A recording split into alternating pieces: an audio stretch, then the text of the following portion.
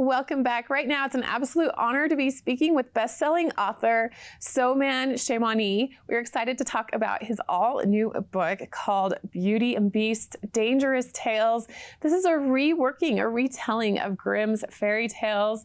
Soman, thank you so much for being here today. Tell us what readers can expect from these 12 different tales. So Beast and Beauty was my attempt to really kind of retake the old Grimm stories, the ones that we think we know: Snow White, Cinderella, Beauty and the Beast, Little Mermaid, Jack and the Beanstalk, Hansel and Gretel, and look at them through a new lens, because I think what's happened is Disney got a hold of them, and then the old stories got kind of flattened out, and the good guy always won, and they became kind of sanitized and very young, and that's not what they were meant to be. They were meant to be sort of edgy, provocative, renegade survival guides to life, to kind of wake people up way back when, and not just kids, adults also.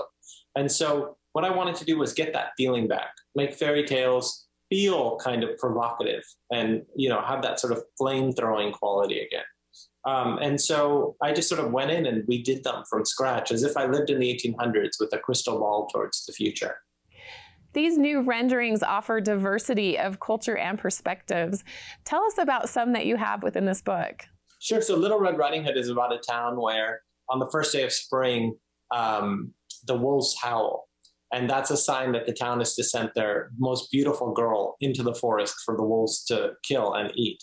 And the town goes along with this. Every year on the first day of spring, they send their prettiest girl to get sacrificed just so they can sleep easier. And that to me seemed like a metaphor for the larger kind of world that we live in today. And then Snow White's about the only black girl in her kingdom, whose mother names her that, as kind of an ironic jab at everybody else. So every story has kind of this upside down feeling to it that starts from a completely different place. And Peter Pan is the villain with his lost boys, and the pirates are the heroes, because I always found Peter Pan to be quite a creepy little child. And so, it was about taking these stories and going deeper into them and looking them, sort of flat in the face and saying, what are they about? What are we trying to teach here? And redoing them from scratch. Why was it important for you to retell these stories from a different perspective and include different experiences and diversify it? I think because we can't just ignore these stories. They exist. And not only do they exist, they've existed for thousands of years, to some extent, because if you look back, a lot of these fairy tales existed in different forms, thousands of years ago across different cultures. They're in our DNA. Even if we try not to tell them, they will pop up again, no matter where we live. They appear independently throughout history in different cultures. They're almost sort of instinctive to who we are. There's always a Snow White story. There's always a Cinderella story. There's always a Sleeping Beauty story.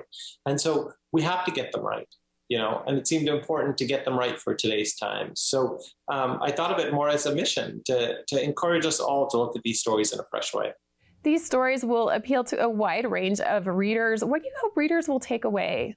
What I hope is that people see themselves in these stories, because I don't think anyone sees themselves in the old Snow White and Cinderella and, Sleeping Beauty. It's just, they weren't about us. So I wanted to write something where you can read these stories and in one or maybe more, you see yourself directly. And you're like, this is about how I feel. This is what I'm like in the world, and come away with that sort of deep feeling.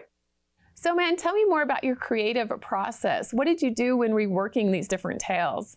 I think it was just taking one story at a time, doing the research on the history of it, where it came from, what the original meaning of the story was, and then trying to reinterpret it. So really, it was just taking each story one by one and finding the tone, the setting, the characters that worked for it. So, each one's like its own little polished jewel. So, man, I have a hard question for you. What is your favorite tale? Or if you could pick one that's an absolute must-read, what would it be?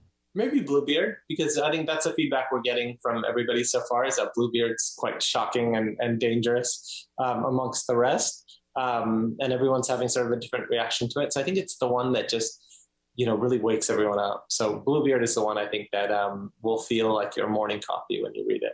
Where can we find this book, and how can we follow along with you? So Beast and Beauty is available everywhere. You can get books at your bookstore or online at the usual suspects. There's also signed copies available at evernever.com, which is my website. And you can find me at evernever.com or on social media at SomanC on Instagram or Soman Chainani on Twitter. So yeah, definitely enjoyed it. It's a beautiful book. It's full color, and it really makes a sort of perfect gift. Thank you so much to Soman Chainani for joining us today. We really appreciate your time, and I'm looking forward to reading your book, Beast and Beauty, Dangerous Tales. We'll be back with more right after this.